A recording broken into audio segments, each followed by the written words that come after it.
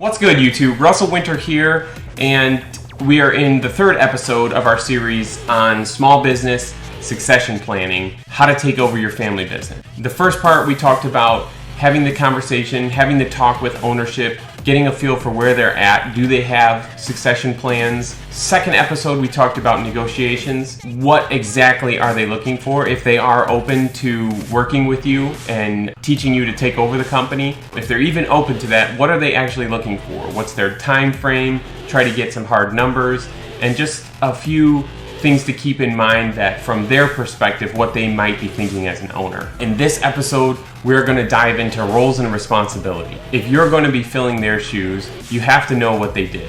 What were the owner's roles and responsibilities? And exactly what did they do every day? So in some cases, as an owner gets older, they may become less involved. Often owners wear many different hats. They're the HR manager, they're the bookkeeper, they do payroll, they do sales, they're the ones quoting the jobs, they're making new hires, getting financing, finding new suppliers, finding new customers, communicating with customers. So really get a good grasp for what the owner does. I think the best way to do it is to shadow the owner for a week or two and get a feel for what that position looks like. After you get a good idea of what the owner's role is in the company and what their responsibilities are, be honest with yourself. Do you think you can fill their shoes? Even if it's in your own way, do you think you're going to be able to handle all the different aspects they handle? In some situations, things get just thrown on you. Like things get put on your plate that you're not ready for, and that can push you to achieve and to grow quicker than you normally would. Now, that's a good situation if you can do it. Sometimes people fail. And you can learn a lot from failure, but the goal here is to successfully grow the company.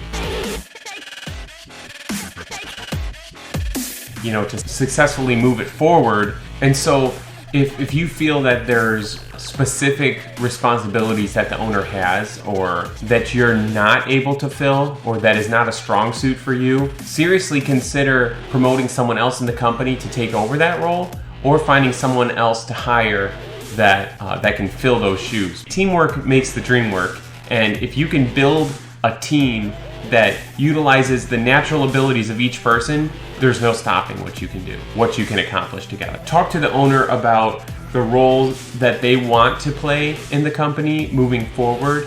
As they're handing things off to you and you're proving that you're capable, what kind of position are they looking for? It's also okay to bring in your perspective on what you would like from them moving forward. It can be a touchy subject if the owner wants to be very hands-on.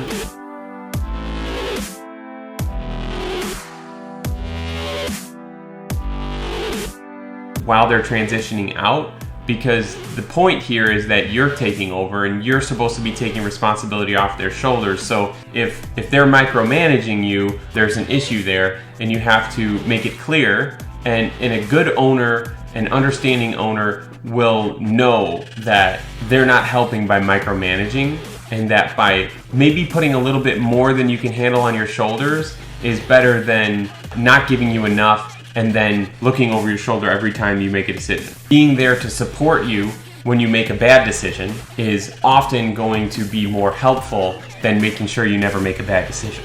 Moving forward, what is your role going to be in the company? Specifically, what is your new role in the company?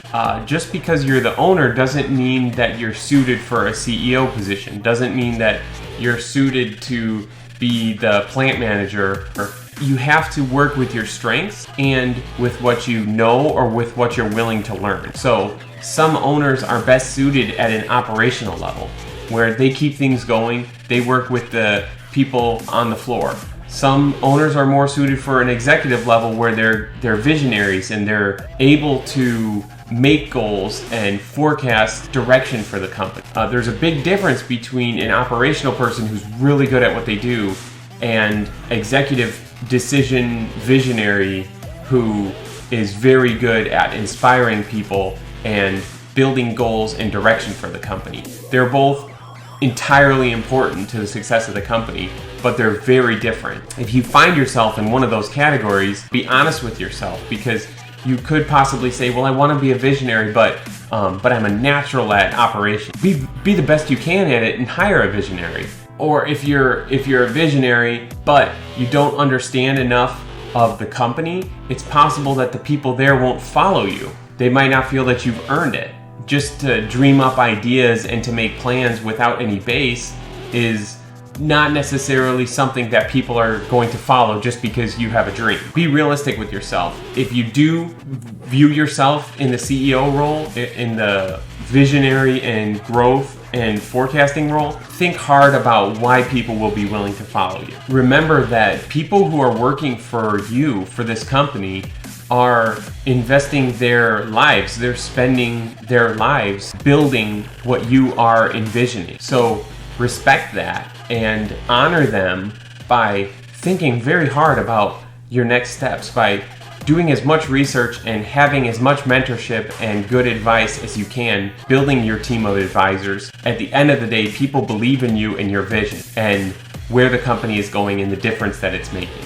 After you've talked with the owner and you've had that time to shadow them for a couple weeks, or if your role is close enough to them already where you understand all the different hats that they wear, after you have determined what your role will be in the company, what position you're going to be taking on, and if you need to hire anyone else, think about what you need to learn to be the best at that role that you can be. In my case, like I said before, I had to read books because coming from more of the operational side of the company, where I grew up in a machine shop and I cleaned machines and I mopped the floor and I ran machines and I did work from the ground up in the company, you don't get the perspective of management or of leadership as much as you get the perspective and understanding of what actually needs to get done to keep the company going. By taking over and kind of leading into that role as I grew up,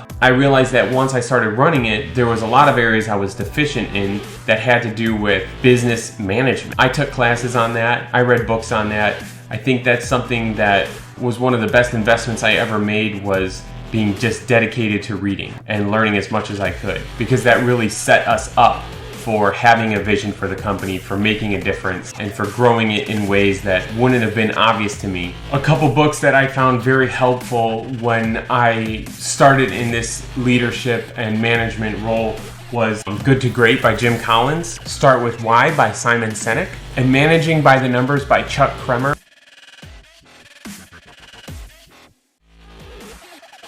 I think those books will really help anyone getting into this role, where they understand what makes a company stand out, what kind of visionary do people want to follow, and also what difference are you going to make in the world? What difference are you going to make in your community and in the lives of the people that are working for you? So, and Managing by the Numbers was a book that helped me understand specific fundamentals of business, finance, and management. So in this episode, we've covered the roles and responsibilities of taking over the family business. Really getting a good hold on what does the owner do in the company currently? What role are you able to fill? Are you able to fill their shoes completely? If so, great. If you can't, who are you going to bring up in the company who can fill those roles that you can't? Or are you going to have to hire someone else? There's financial implications of that, as well as training implications and hiring. Who's going to find them, as well as the owner's role moving forward through the transition process, and your role through the transition process hand in hand with the owner.